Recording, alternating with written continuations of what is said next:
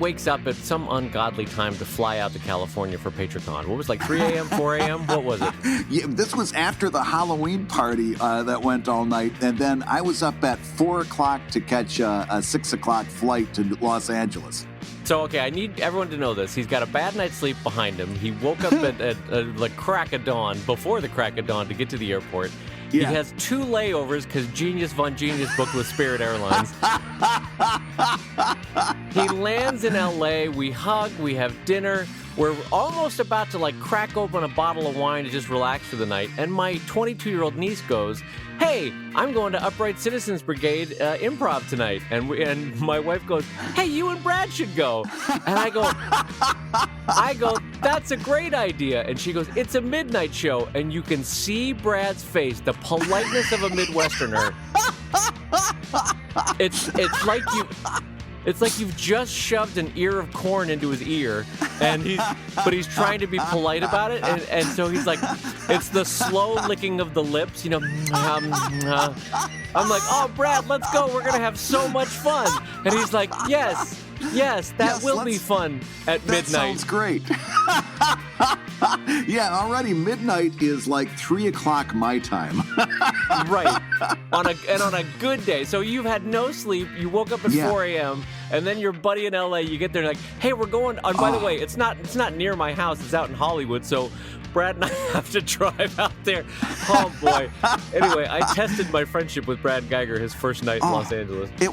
But here's the deal. My first reaction was, you got to be kidding me. All I want to do is lie down. But the second reaction was, I've only got so much time here. It's kind of like when you go to Disney World. And it's like you're tired, you've been traveling, you've been out with the kids, and you know, you're sweaty and you're hot, but you still want to go out and do more because you've only got so much time at Disney World, right? So you end up trying to cram as much stuff as possible. Just to tell you how really, truly perfect my wife is for me, our honeymoon was in Disney World.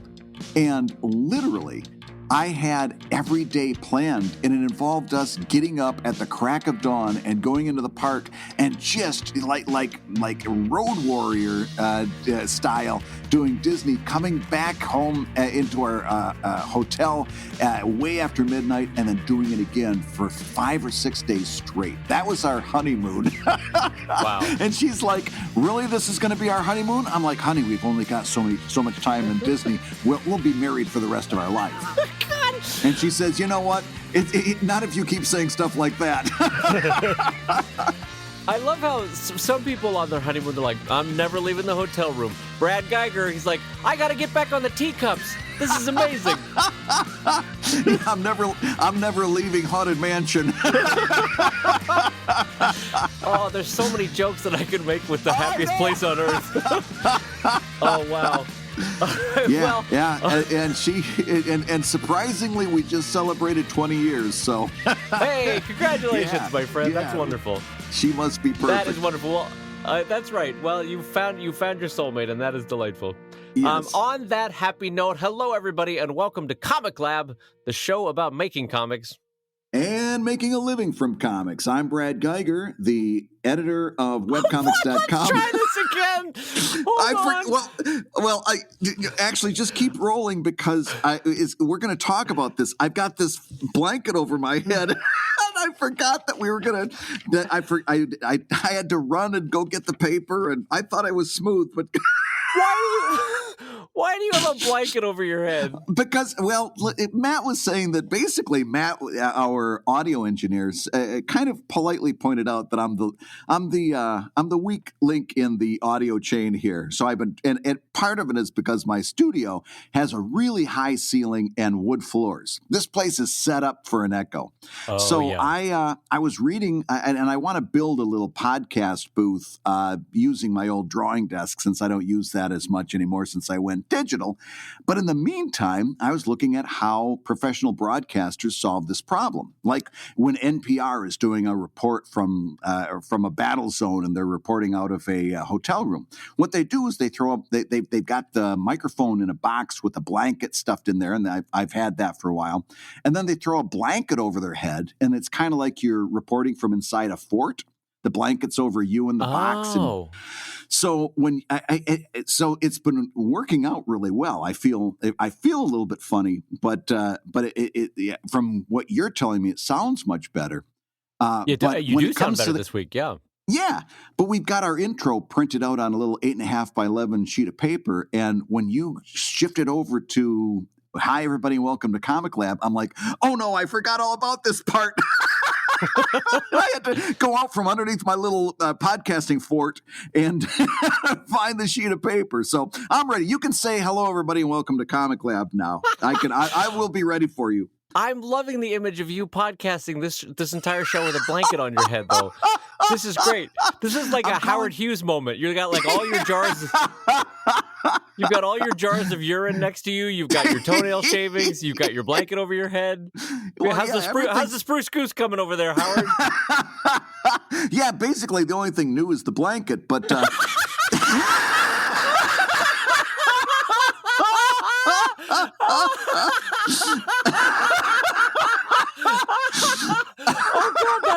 Oh my God, that got me. Oh God, that is funny. I got to tell you, that's one thing I realized out in Los Angeles. Making you laugh may be one of my great joys because you've got such a genuine and honest laugh, and I'm not quite funny enough to do it often. But when it happens, it's joyous. Oh my God! Oh, every 3 years when it happens, it's so fun. Yeah, well, knock jokes just aren't as potent as they used to be, you know. No, so I got to ask you. So with this blanket on your head, yeah, is this like the warmest the back of your head has been in a while? Okay, so my bald spot has gotten a little bit bigger. You don't need to make a thing about it. Oh my God. When we were doing that video, when we were doing the live chat, the streaming video we did on our last night in Los Angeles for our Patreon backers, I turned around to look at the computer behind us, and I was watching that. And my bald spot has gotten huge, and we don't have a mirror like that in our house. We've got a front-facing mirror, but I never look at the back of my head. I didn't realize it had gotten that bad. I'm almost a little embarrassed now. Well, remember from your visit how I said I was dieting and I'm trying to eat better? Yeah. The entire reason I'm dieting is because a professional photographer took a photo of me just at an event from behind, and I was like, good Lord, it's time to start eating better. It's funny how you can kind of cheat for the mirror, and you're like, I'm keeping it together, I'm doing okay. Yeah. And then somehow you see yourself from behind, and you're like, oh boy, time to lay off the ding-dongs. This is not good. No, although I do have to say, I typed out this text, and it sounded weird, so I deleted it. But just recently on Instagram, you had some photos with you and Gloria and a bunch of other people at an ACLU event, was it? Just recently. Yep. And you really look like you've lost weight. I mean, you particularly in the face, but throughout, you've been doing a really good job of this, and it's hard work. So I got to congratulate you. Oh, thank you. I'm down 17, and I only 17. You never say how much you've gone up, but you're always happy to say how much you've gone down. But I'm down 17. I've got a brother that likes to go to the casinos, and he tells me about his winnings the same way. Yeah, exactly. That's exactly the case. No one ever comes to a party and goes, "Oh, thanks, I'm up 25." Like no one ever does that, you know. Yeah. No, but I'm doing you remember it's a version of keto. Yeah. Basically no sugars, no carbs, all meat and a lot of leafy greens, and it's working. So that's good. I'm feeling better. But thank you for the compliment. And no, you look great.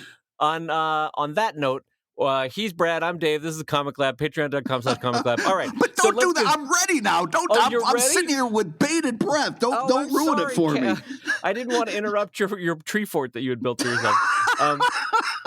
Well, on this second note, hello, everybody, and welcome to ComicLab, the show about finding your bald spot and making comics. And making a living from comics. Zing! I'm Brad. I'm Brad Geiger. I'm the editor of webcomics.com and the cartoonist of Evil Inc. Well, it's dark in here. It's fucking dark in here. It's hard to read. And I'm Dave Kellett, his well-cited friend and cartoonist of Drive and Sheldon and co-director of Stripped.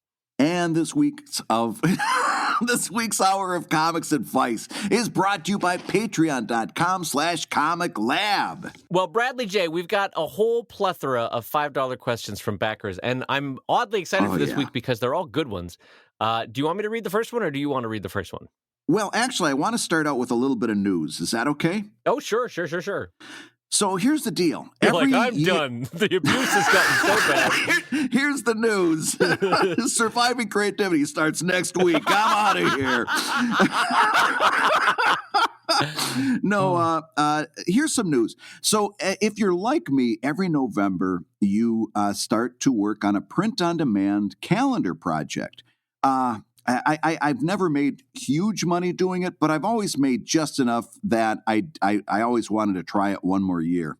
Of course, calendars are not a great choice for doing a print project to do it traditionally, where you would buy a whole bunch of them, because within a couple months, they have absolutely no value. Nobody buys a calendar past January.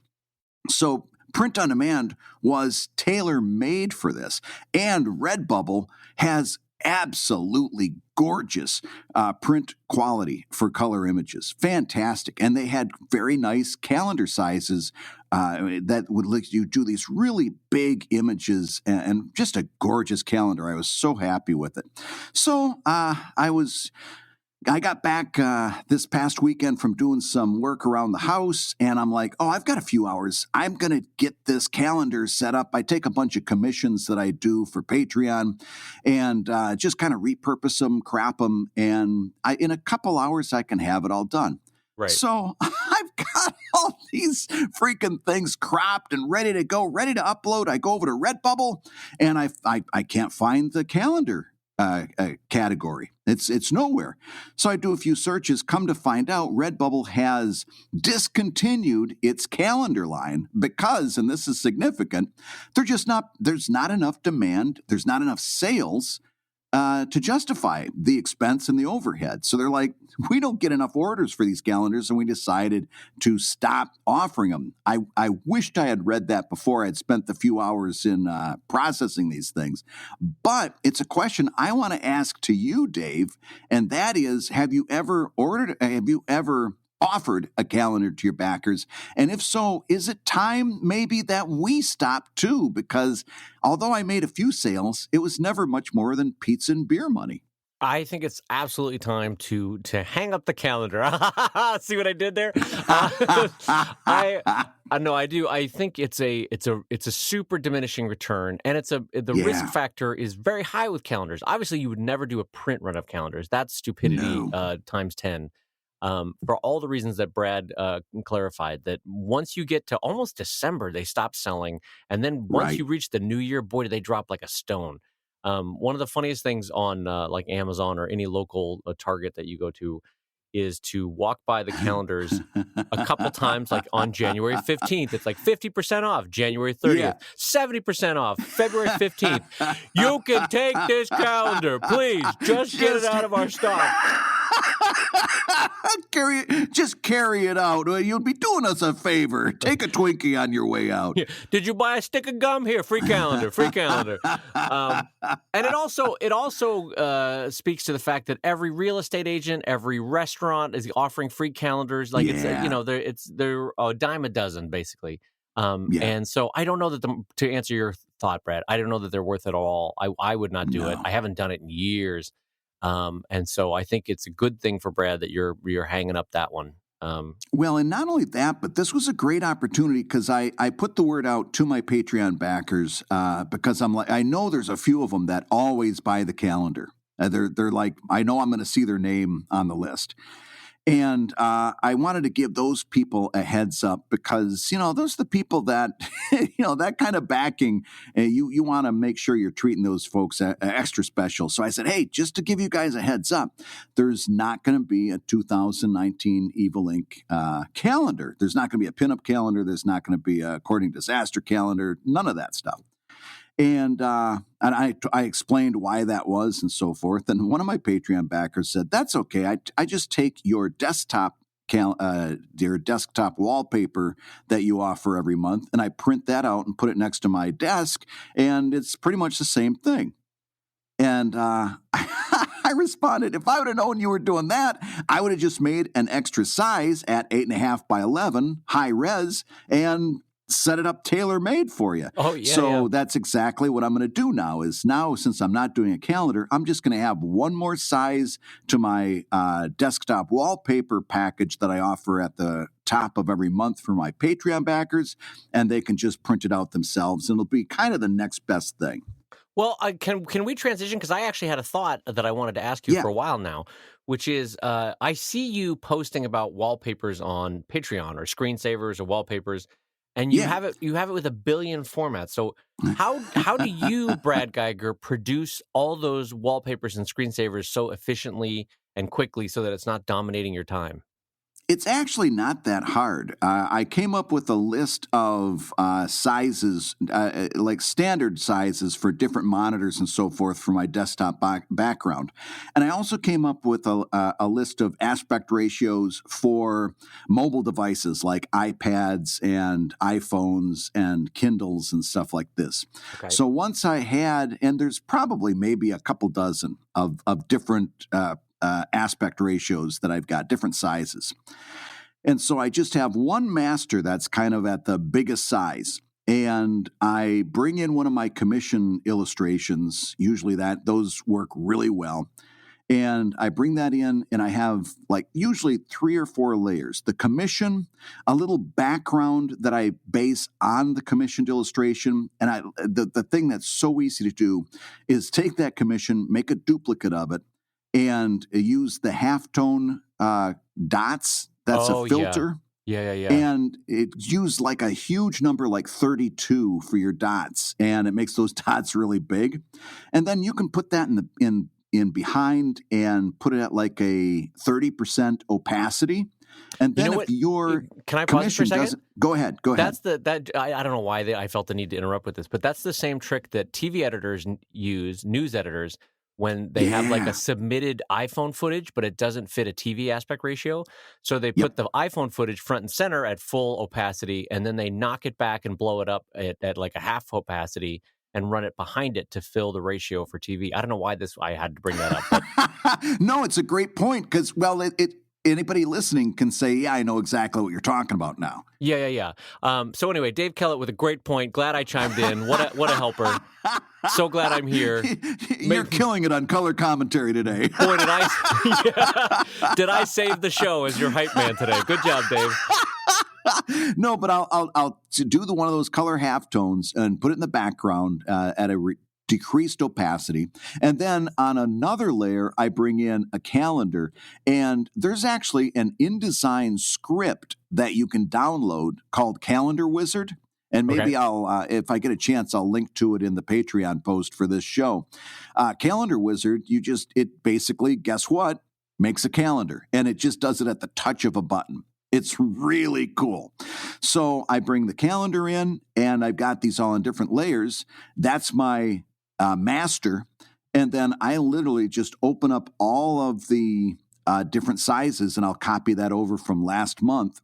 And I'll just plop those in, reposition them as necessary, flatten it, save it, and go to the next one. And I can usually do all of those desktop backgrounds and mobile backgrounds in about 30 minutes tops. Because once you get kind of rolling on this stuff, you got it made. Crank them out, yeah. Yeah. Is that list of common aspect ratios that you use, is that something that you could post on Patreon for our backers? Oh, yeah. As a matter of fact, I'll just post, for our Patreon backers, I'll just post the Evil Inc. November calendar. I do a safe for work version and a not safe for work version, and obviously I'll just post the safe for work version, and you can take it and crib it for yourself. Oh, well, that's great. All right. Well, good. Brad, thank you for answering Yeah. that question. That was not a Yeah. $5 question. That was a Dave Kellett question. So I thank you for answering that. And But I'll expect my $5 in the mail. just an envelope shows up with like 5. Anyway, all right. So let's move on to our first $5 question, Bradley J. And it is directed towards you, Bradley J. Geiger and Dave Kellett. What is the best way to approach an editor or an artist if you're looking for a physical portfolio review, assuming they're not Oh. offering a paid service? So, Brad, it's a Comic-Con. You're 23, you're 43. I don't know why I'm putting an age in here. Age doesn't matter. You want to approach Jim Lee, or you want to approach, I have no idea, Mark Silvestri, and you want to say, hey, can you do a portfolio review for me? How do you do it, Brad? I got to be honest with you. I've never been in that situation. I've never participated in that. So I really don't have very good actionable information on that. However, Dave, you and I have a friend. We go way back with this guy, and he has written copious amounts of information on this and a bunch of related topics. And I'm talking about Jim Zubkovich. Oh, right? yeah, Zub, of course. Yeah, so go over to Jim Zub, JimZub.com, and you'll see that he's written a whole list of stuff that you should have in your back pocket when you're doing a portfolio review. And you'll see along the right-hand column of his blog a little table of contents. You'll see exactly what I'm talking about.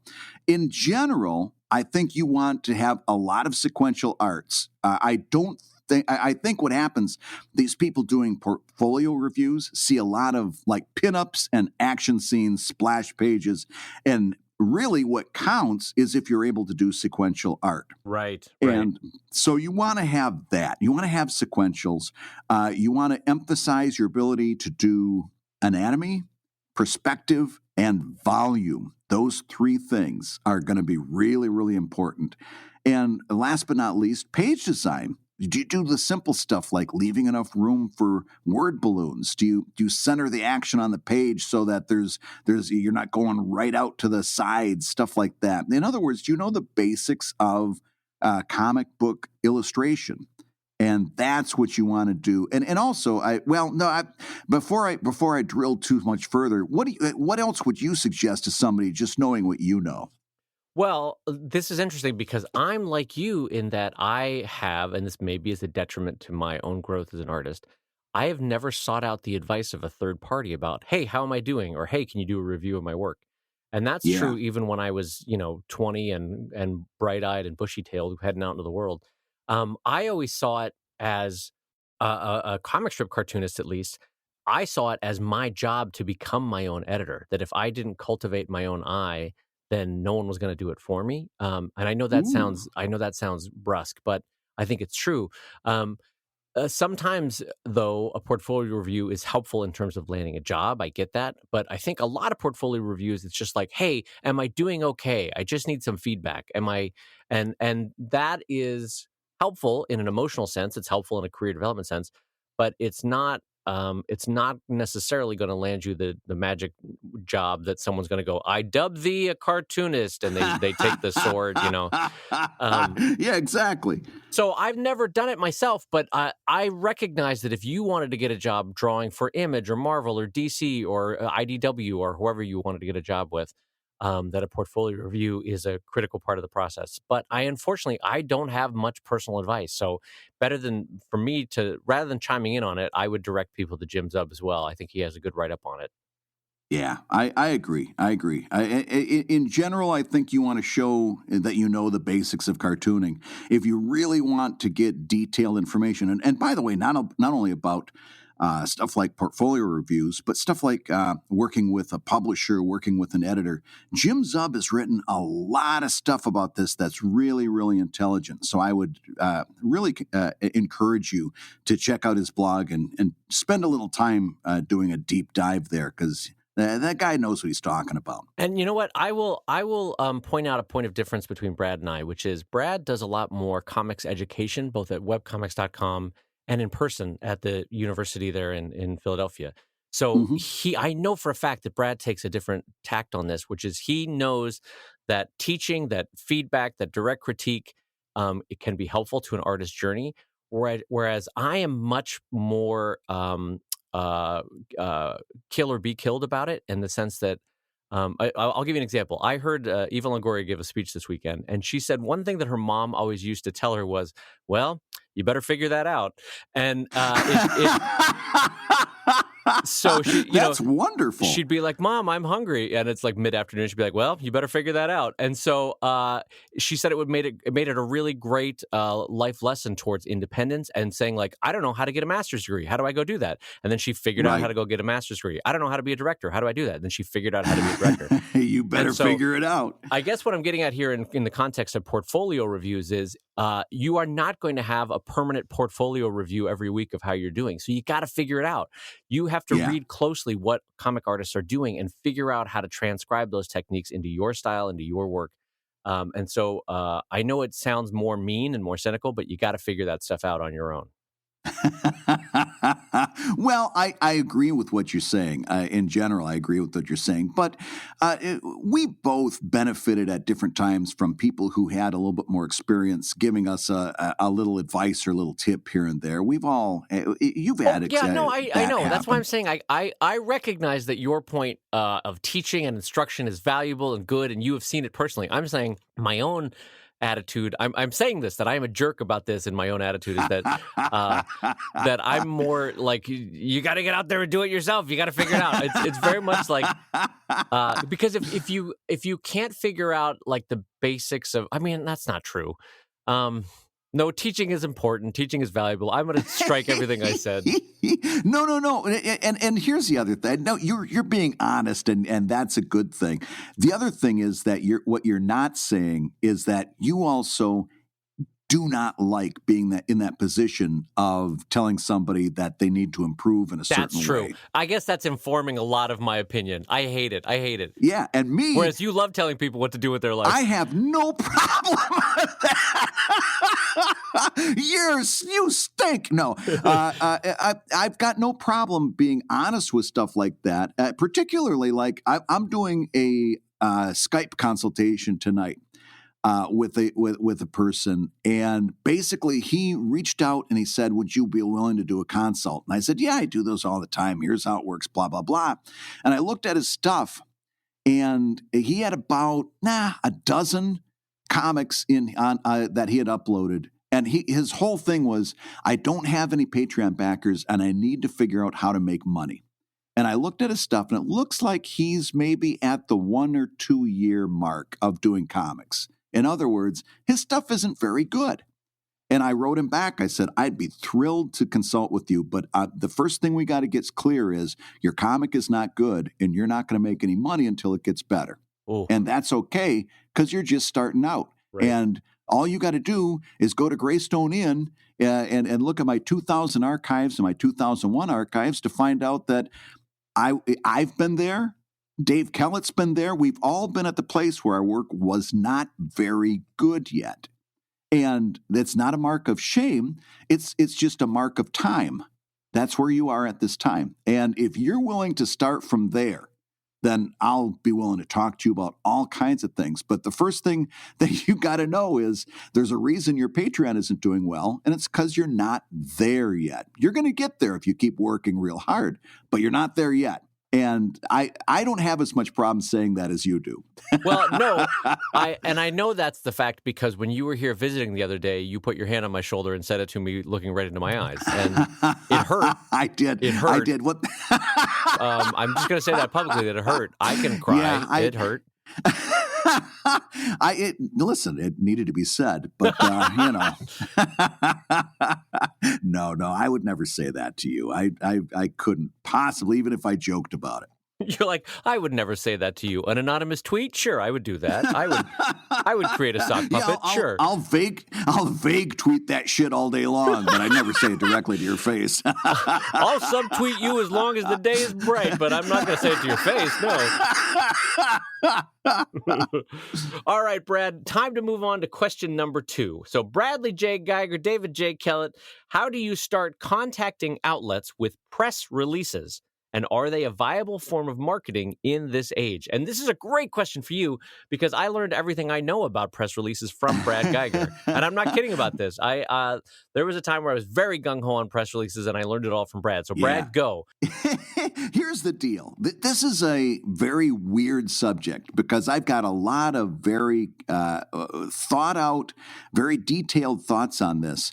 However, the first thing I'm going to tell you is that this is something that I think that everybody should have ready and that you should have waiting in your back pocket. And I'm going to tell you exactly how and what you should be doing. However, I put almost zero importance on the role of the quote-unquote comics press when it comes to promoting anything, like a Kickstarter or an appearance or anything. I put zero effort into it because I really don't think the return on investment is very powerful. Do you agree or disagree with that? Yeah, no, I would agree with that. Yeah, and not only that, but like there are certain sites, and in fact, a lot of these sites I've stopped checking in on, Bleeding Cool and Newsarama and all these, because they are so attached to the advertising model that if you actually make a mistake and click on a link and go to one of those sites, you're going to be attacked by aggressive advertising. Like Bleeding Cool, I still follow. I think it's great.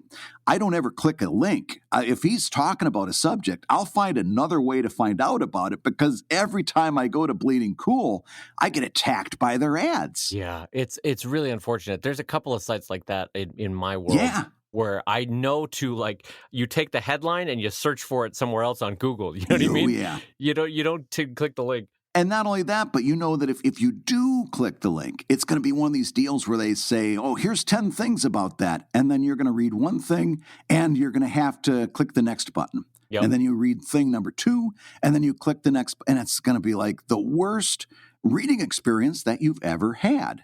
So and by the way, if I feel that way, it's pretty good bet there's a few other people that feel that way too. And they're not going to be looking at that site. So here's the thing. I don't put a lot of credence into the return on investment that you get from doing this. However, you'd think that I would say, so don't bother with a press kit. Just the opposite. You want to have a robust digital press kit ready to go just in case you need it. Because when you do need it, you want to have that ready. And waiting so that if somebody does want to do an interview with you or somebody wants to cover you, you have all of the pieces that they need to do it well so that you can get a good return on investment. And so I'm going to tell you a few things that you want to have in your digital press kit, even though like I said, I don't I don't approach these people, but if you do get approached, for example, way back when webcomics were just starting out, we got approached when we were all part of Keenspot. Do you remember this? The Detroit Free Press wanted to do a story about us. I don't remember this at all. Wow. Okay, keep going. Oh no, it was a big thing. I still got it somewhere. I can post a PDF of it, but I got extremely good play on that. And there's only one reason. It wasn't because I was popular or that my work was good. I knew exactly what that page designer needed to build a beautiful page. And so I gave him cutouts and I gave all kinds of stuff that he could use and play with to make a good page because I knew that that's what a newspaper page designer was going to need. And that's how I want you to think about this. You picture the best possible presentation of your work, either at a newspaper or a TV show, a news TV, or a website. What would they use? What would that look like? What would it be used to make that a really cool presentation? Yeah. And then make all of that stuff ready. So you're going to want cutout images with transparent backgrounds of some of your characters, full body if possible, because they can always crop. But if you've cropped something for them, they can't add it. You know what I'm saying? So you want full body images with transparent backgrounds of just some of the characters. You want some good sample strips or sample pages. Right. And all of this stuff. Oh, and I'm going to give you one more image. a good headshot of you. A good one, though. It's got to be a good one. Yeah, please, not one necessarily that you took. Yeah, and not one where you're making a dumb face, you're trying to be edgy or ironic. A nice headshot. Listen, if you got a shot of you sticking your tongue out, Newsarama might use that, but the New York Times isn't. And the New York Times is is the level of exposure that you're hoping for, right? Right. So, and can I chime in on that, Brad? Yeah, even if they don't use the headshot, which I guarantee 99.99% of the time they won't use your headshot in an article about comics.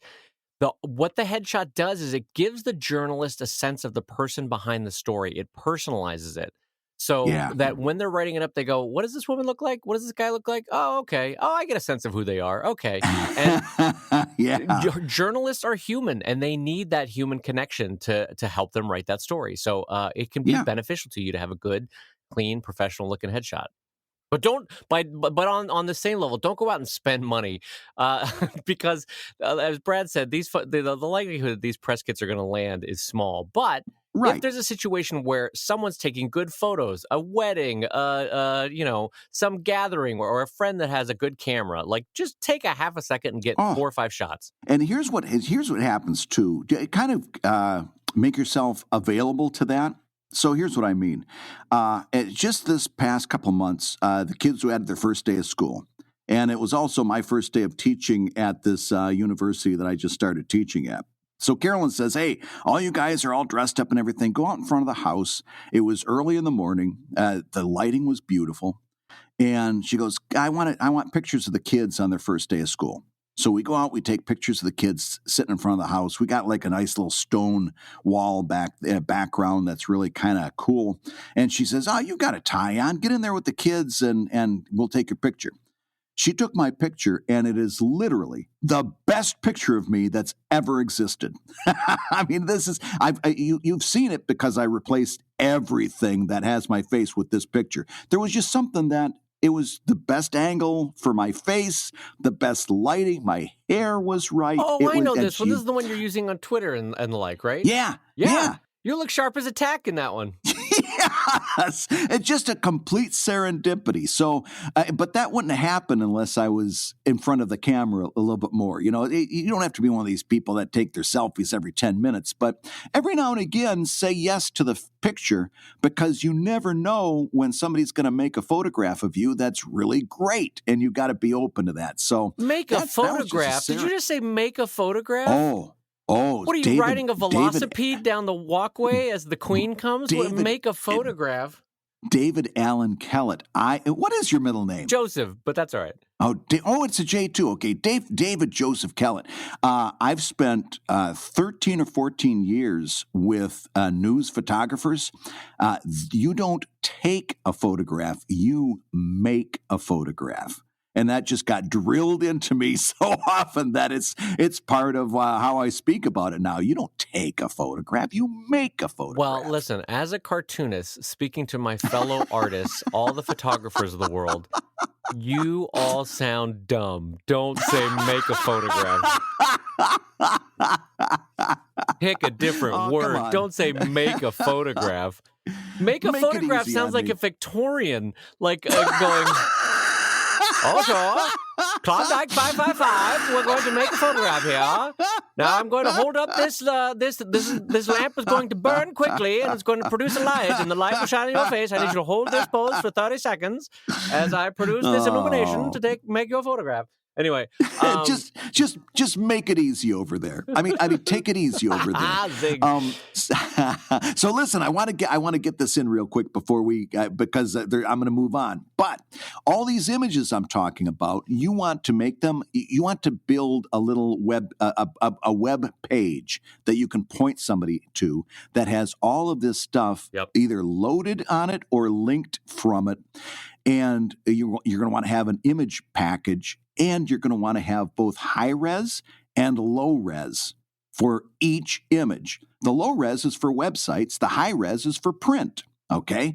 So the low res is going to be 72 DPI, RGB, low res, ready to go, and probably a JPEG or a PNG file. Mm-hmm. The high res is going to be 300 DPI, and If you're smart, it's going to be already transferred to CMYK so that that person, that if it is a print situation, somebody isn't using some wacky transfer or they don't have to do any work. That the main thing is they don't have to do any work. You've got it ready for them to plug and play. So on your digital press kit page, you're going to have all these images in high res and low res format. And then you're going to have things like this, a detailed biography of you. Detailed because they can always crop it down, but you want to give them as much as possible. And also sample stories. Now, here's where I get a little bit nuts, but I do like doing this. If I'm doing something like a Kickstarter, I'll write a news story about myself that talks about the Kickstarter, and I'll have it ready to go. So if somebody wants to promote me or somebody gets in touch, they want to do something, I've already written the story. I don't have to worry about them writing the story and getting a bunch of stuff wrong. Right. I'll send them the story and I'll say, yeah, I've got a press release. And you can use as much of it or as little of it as you want.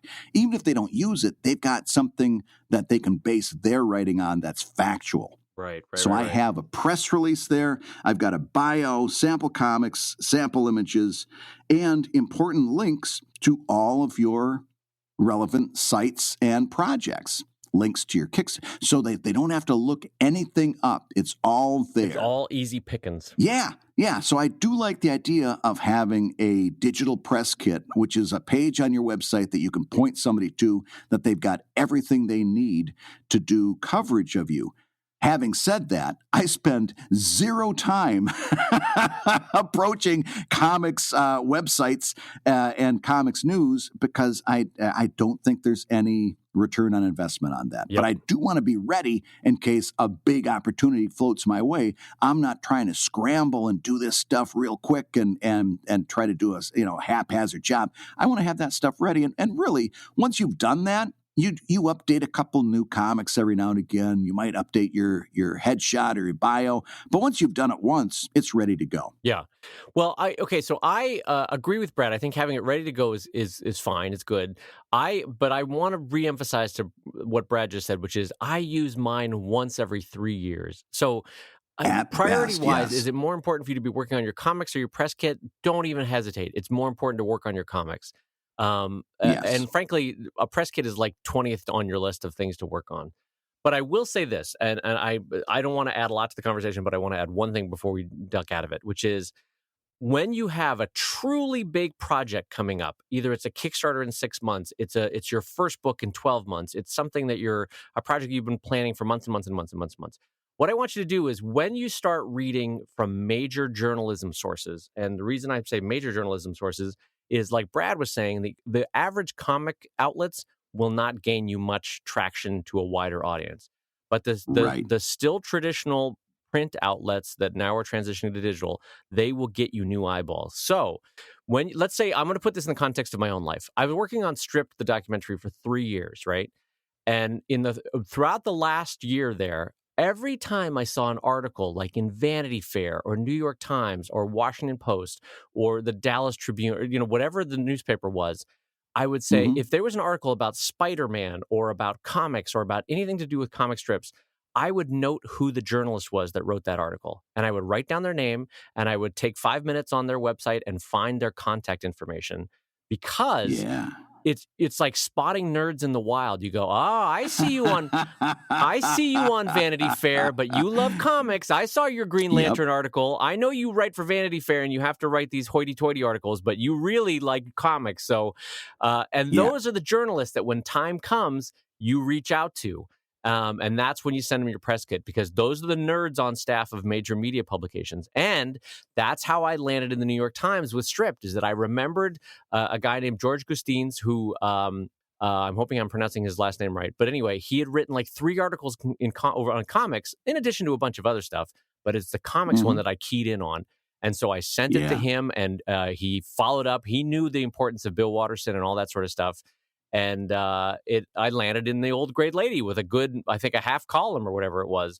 And so take note of the journalists that write about comics. Keep them in like some form of Rolodex that you've got, whatever it's just a note, an email, whatever it is you keep, and they will eventually come to use for you. Yep. Yep, absolutely. And also don't discount stuff like radio. I was listening to NPR this morning, and they had a guy talking about the passing of Stan Lee. And that would be a good person to have contact information for, because he was like the pop culture editor. That would be good, a good person to add to your list, that sort of thing. Yeah. And you can also reverse engineer it. Like for Stripped, I was paying attention, but you can also pick an event like Stan Lee's passing and then see who got assigned to write it for a bunch of different journalism outlets. That's a reverse engineering of that. Oh, that's a great idea. Because that's fantastic. Whoever in the bullpen was like, oh, I'd love to write that one. That's the nerd. That's the journalist that you want to reach out to. So, anyway, I think that puts it to bed. Brad, what do you think? Shall we move on to a different topic? Absolutely. So, Brad, to finish off the day, I have something that I've wanted to talk to you about for a couple of days now, because I saw it, I think, over the weekend, and it blew my mind, and I wanted to talk to you about it because I think this could generate a really good conversation. So there is a cartoonist that I follow on Instagram, and as you know, Brad, I've made a push in the last year to sort of build up my Instagram followers, right? Yeah, you've done great. For whatever reason, the growth for Sheldon on Instagram has been tremendous. As I said before, Drive would not work at all on Instagram, but Sheldon works pretty good on Instagram. So I've been trying to build it up. And I've been looking at who's doing it right, as you should always do when you're entering a new field or a new medium or a new thing, right? And there's one cartoonist that I follow that has 1.1 million followers on Instagram. Now, that's a million with an M. I don't know as opposed to a million with a silent P. Yeah, the French million that has a anyway, no, I say that because I really want to emphasize 1.1 million followers on Instagram is a shit ton of followers on Instagram, right? Okay, so I was like, well, I got to go see his Patreon page. I got to see how many patrons he has. Brad, I want you to take a stab. 1.1 million followers on Instagram. Enjoying his comics, following him every day. By the way, he puts out one every day, so he's consistent. Brad, how many Patreon followers do you think that cartoonist has? Well, listen, if he only got like 10%, that would be still like, what, 100,000? Sure, but we know it's not going to be 10%, so let's be realistic. Then 1% is 10,000. I'm going to say the guy's got 10,000 Patreon followers, and 1%. Okay, so I would not disagree with you that that's where they should be. They should be at around 1%, right? Even if it's a half a percent, that's still doing great with 1.1 million followers. This cartoonist has 387 followers on Patreon. 387,000 followers? No, 387. Yeah, just the three numbers. It's a 3-digit number, 387. 387. Out of a million? Let me put it to you this way. What is he offering for Patreon rewards? The numbers... I can't say the word. What is he offering for Patreon rewards? Rusty nails? Wow, zing. No, the number is small enough where those 7 people are critical. Like at the 387, the 7 are important because they like the number. You wouldn't want to just round it down to 380. You'd be doing him a disservice. Right. But okay, so there's a lot to unpack here, and I want to just throw it to you first to get your first reactions. What is your reaction to someone with 1.1 million followers on Instagram? 1.1 million. I'll tell you. That is such a large number of people, and 387 backers. I'll tell you exactly what I think. It's why I hate Instagram. For starters. And it underlines something that I've been saying for years about organic reach. And that is this. Here's what I've been trying on Instagram as well. I've been doing my futile attempts at success on Instagram. And I've been doing hashtags and all that other stuff that we discussed on earlier shows. And here's something that I noticed that happens. I did a update, and I forget why, but I had a hashtag of dentist or teeth or something. And so I noticed that I got followed after that one went up. I got followed by a bunch of dentists, but they're not actually dentists. They're like dental offices or somebody who runs a dentist's social media. There's not a person behind that follow. There's an organization or a company. And I noticed that happens a lot with Instagram. If you put a hashtag on there that's related to somebody's occupation or somebody's pursuit, you get followed by a lot of Instagram accounts that aren't actually people. And that's not organic reach. And it's not usable to you at all because that dental office is never going to buy an Evil Ink book. And in fact, that dental office is never going to like or help the analytics, or what's the right word there, going to help the algorithm of my next post. In fact, they're going to hurt my algorithm of the next post because even if it does get exposed to them, they're never going to interact with it and they're going to slow me down.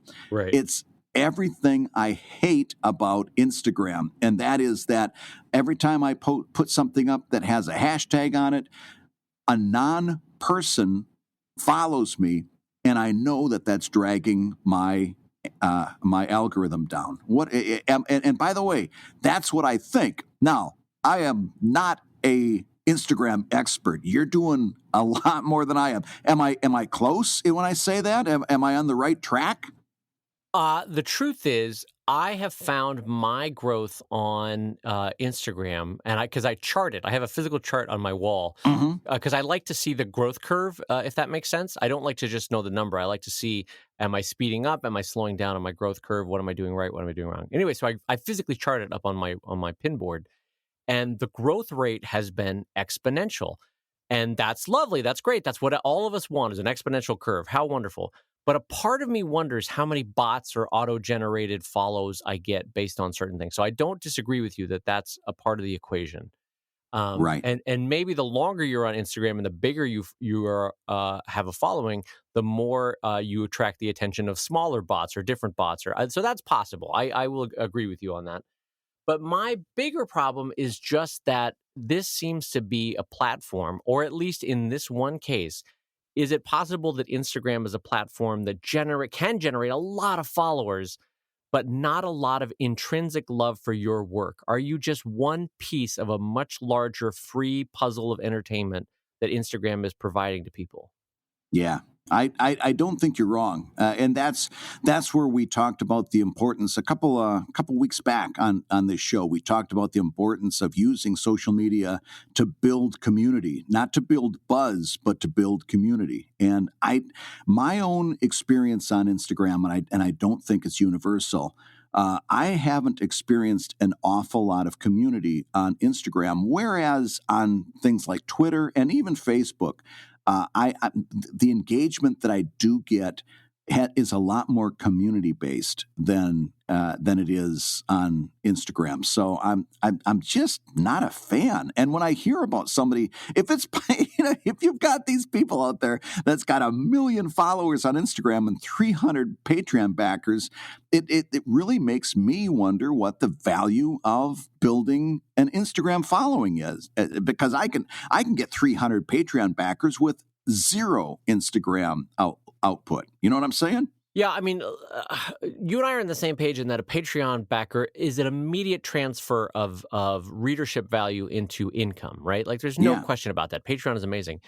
I'm not giving up on Instagram, but boy, has this made me reevaluate what I can expect. That's a better way to say it. What I can expect out of the Instagram work that I'm doing.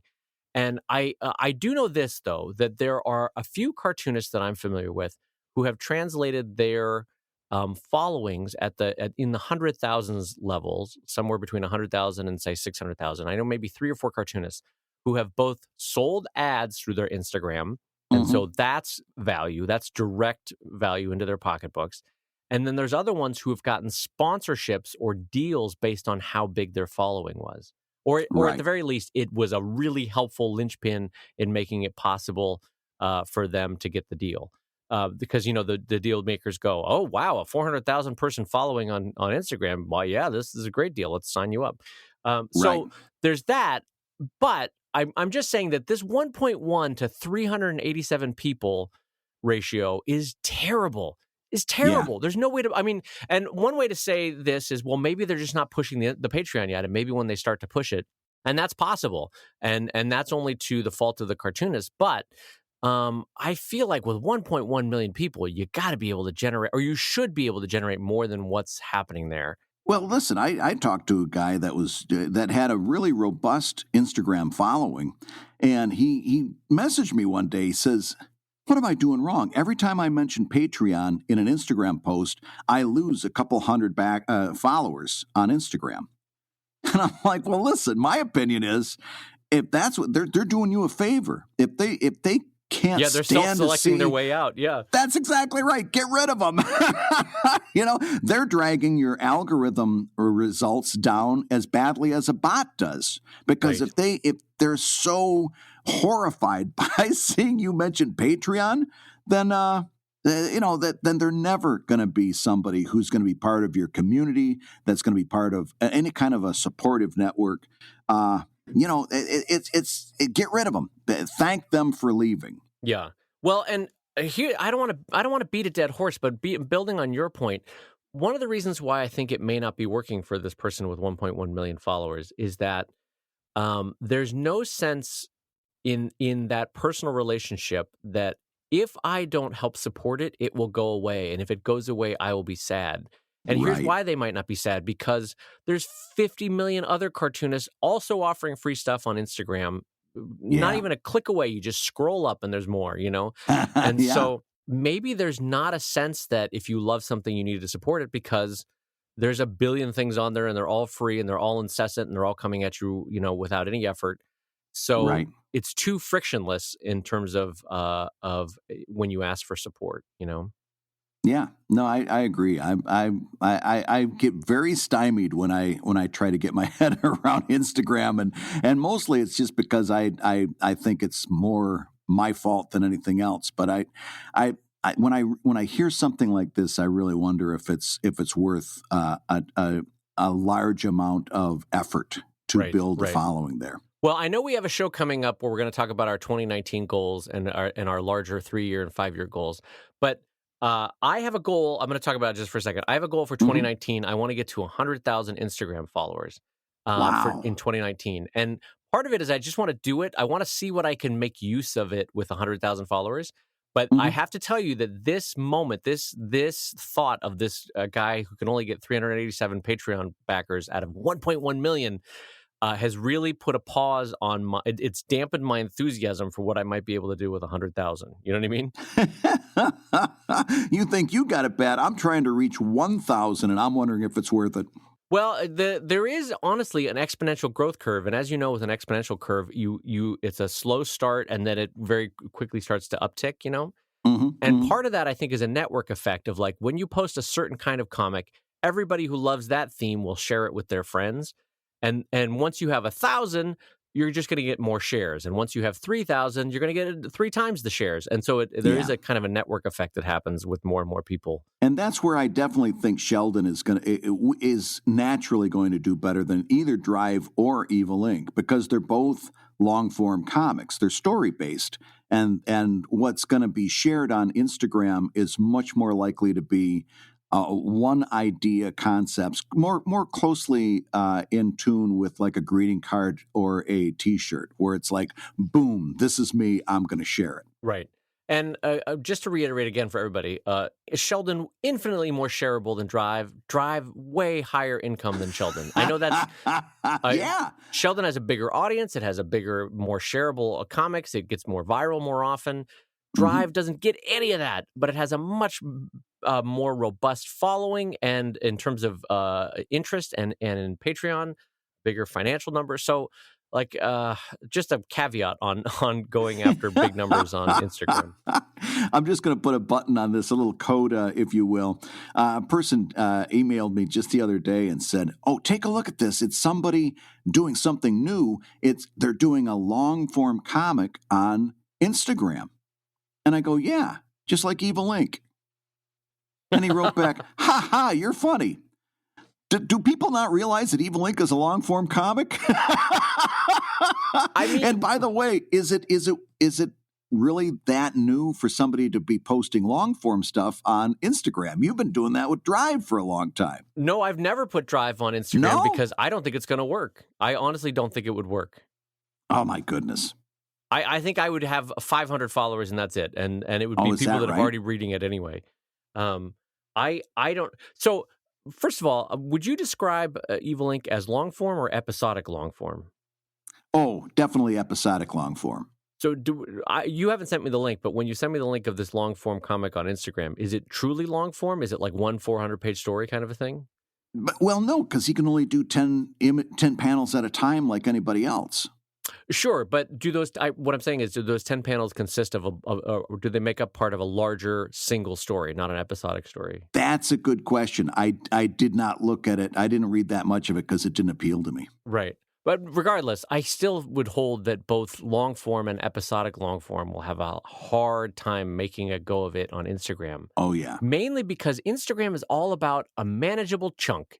I'm going to give you this one little 10-frame thing. There you go. We're off. See you tomorrow. Bye. And that's why a lot of gag-a-day comics do well on Instagram.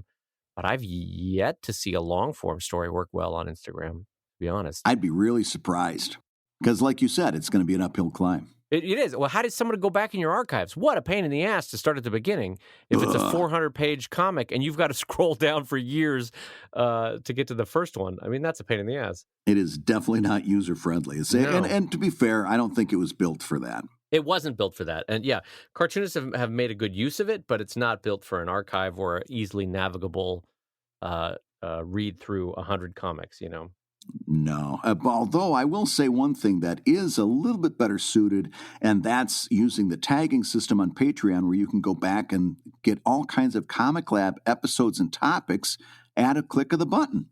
Ooh, tell me more, kind sir. Well, yeah. Well, listen, I've been meaning to bring this up for a while, but, every episode that goes up, we tag them with a bunch of topics of the stuff that we talked about, and there's a show guide for every episode. So if you're looking for information, for example, on print publishing, you can use one of those tags that we've got there for print publishing.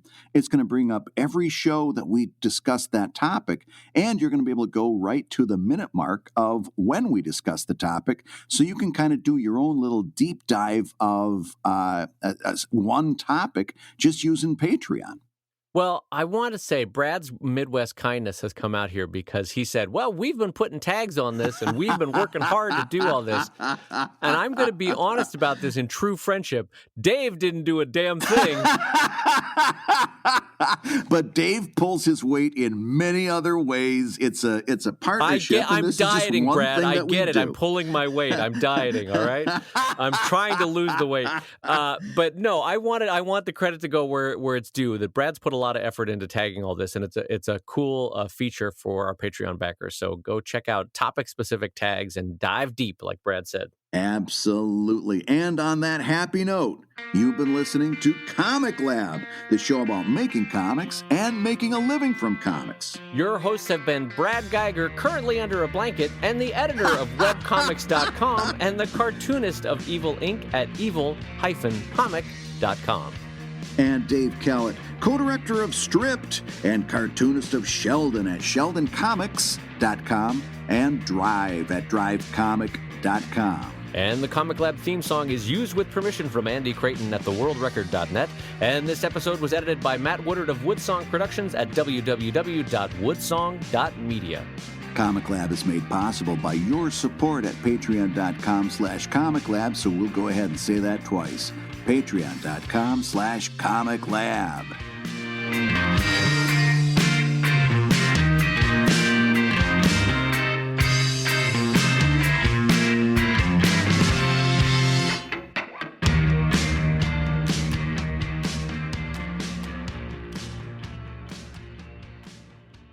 I'm enjoying the idea that you'll spend the rest of the day under the blanket.